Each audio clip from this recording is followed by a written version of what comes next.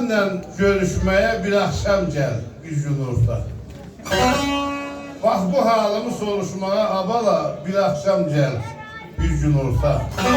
Senden ayrı gezmek olmaz, ayrılığa dözmek olmaz, məhəbbətten de bezmek olmaz. Bir akşam gel gücün orta.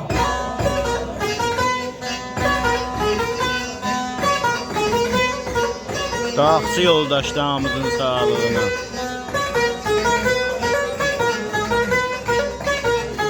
Ay Baharı, sen sağlığı var.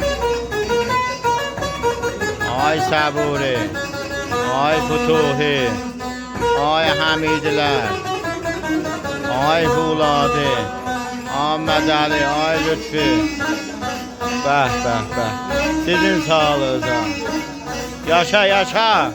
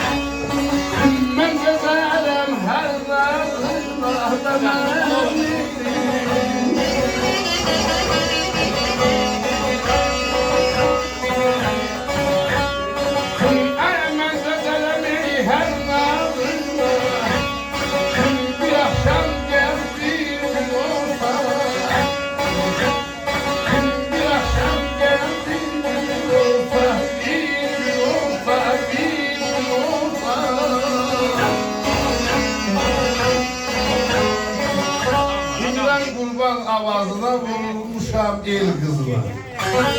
Abala ben dönerim her nazına, bir akşam gel gücün orta öpülem.